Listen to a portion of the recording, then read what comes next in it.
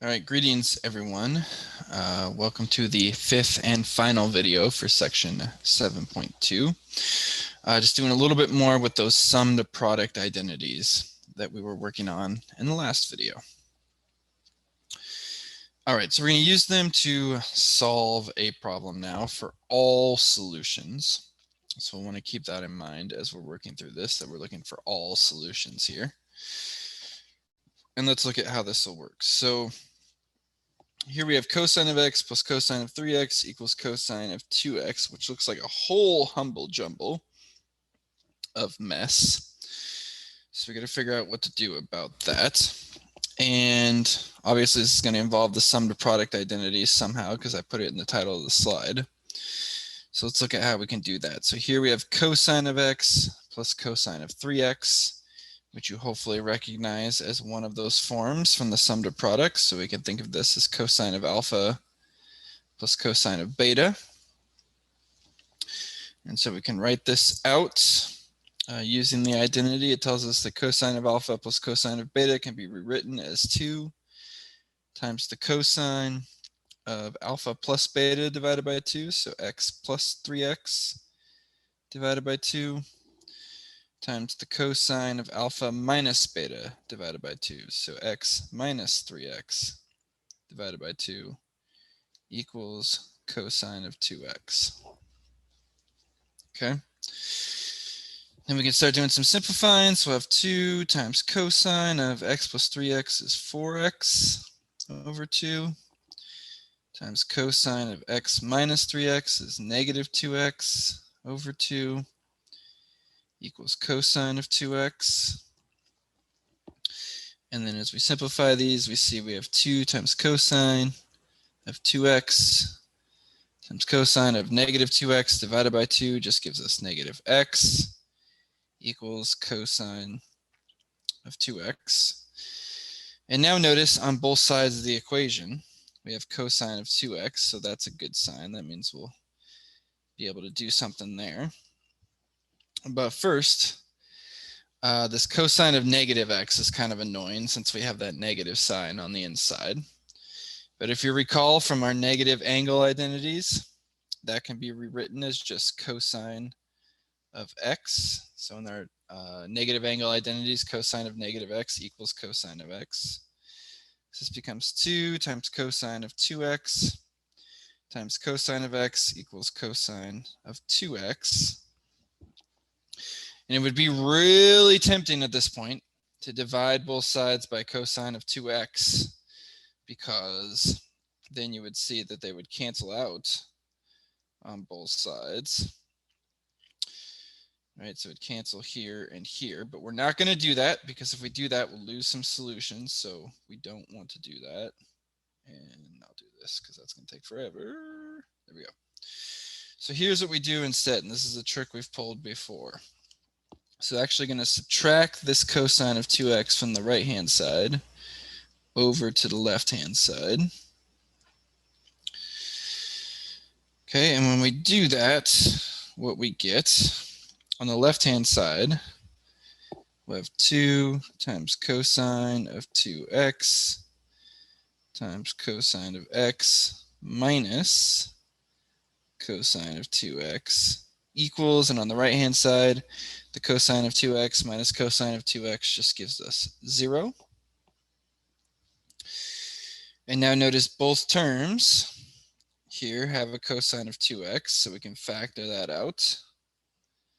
So if cosine of 2x times, if we factor it out of the first term, goes away and we're just left with 2 times cosine of x. Take it out of the second term, this just becomes a 1, so we have cosine of 2x times 2 times cosine of x minus 1 equals 0. And we're trying to solve here, and notice we have 2 things being multiplied to equal 0. So from there, we can set up 2 equations. So we can make this cosine of 2x equals 0, and 2 times cosine of x minus 1 equals 0. And then we solve each of these. And again, keep in mind, we're trying to find all solutions. So I'm going to start with the right-hand side because I think that'll be a little easier. If I isolate the cosine of x here by adding 1 and then dividing by 2, I have cosine of x equals 1/2, which is a value that appears on the unit circle. So we have a couple places where cosine is equal to positive 1/2, and that would be in the first and the fourth quadrants. So that would be at pi over 3 and 5 pi over 3. But again, we're trying to find all solutions here. So we need to add 2 pi k to each of these. And there's one set of our solutions. So pi over 3 plus 2 pi k and 5 pi over 3 plus 2 pi k.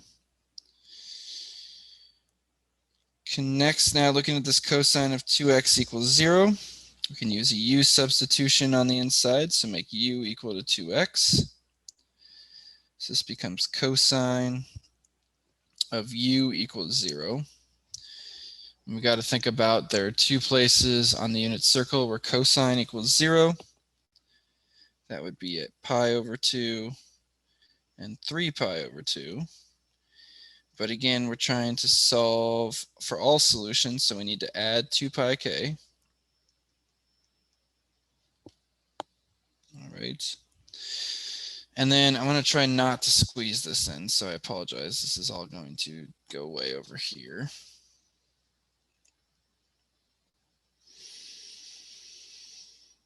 I noticed that pi over 2 plus 2 pi k and 3 pi over 2 plus 2 pi k, those are solutions for u, but we're not solving for u, right? We're solving for x. So we need to use those to do that. So since, and I erased it, but we had that u equals 2x, and those things are values for u, we can set up two equations where we have 2x equals pi over 2 plus 2 pi k, and 2x equals 3 pi over 2 plus 2 pi k. And then we divide everything by 2. Okay, and when we do that, in this first spot here, we'll end up with x equals, be careful when you're dividing pi over 2 by 2, make that a 2 over 1. Do your keep change flip, that's going to become pi over 4, and you can double check that. I'm just not going to go through all the steps right now. Here the 2's cancel, so this just becomes pi k. And then also here 2's cancel, 3 pi over 2 divided by 2. We'll do a similar thing with fractions there. That'll give us 3 pi over 4. And then we also get pi k here when the 2's cancel. And so we get as our second set of solutions pi over 4 plus pi k and 3 pi over 4 plus pi k. So 4 sets of solutions, or 4 answers there. All right.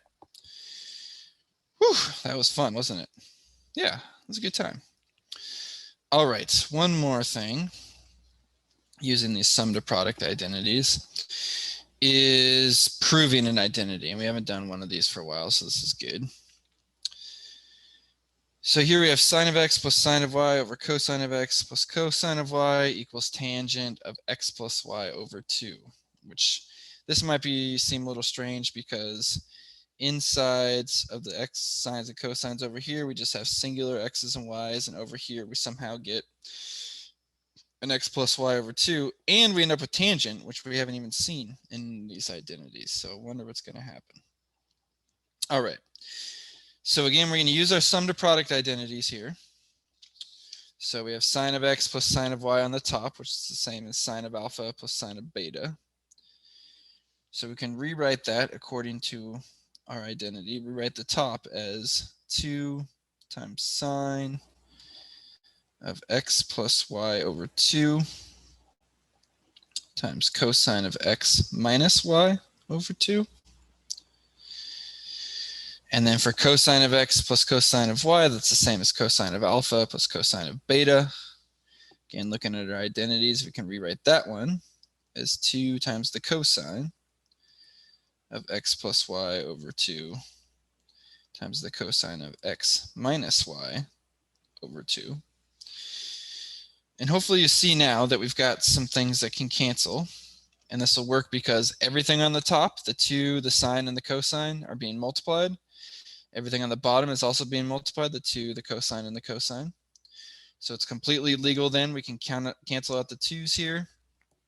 Notice we have a cosine of x minus y over 2 on the top, cosine of x minus y over 2 on the bottom. So those can cancel. We can't cancel the other two things because they're not the same. So we end up with sine of x plus y over 2 divided by cosine of x plus y over 2. And even though they have these big honking things on the inside, notice it's just a sine over a cosine, which we know that any day of the week that'll give us tangent of the thing on the inside because they both have the same one. So we get tangent of pi, x plus y over 2, which is what we were trying to get. All right, good times and great oldies. Thank you guys for watching. That's the end of section 7.2.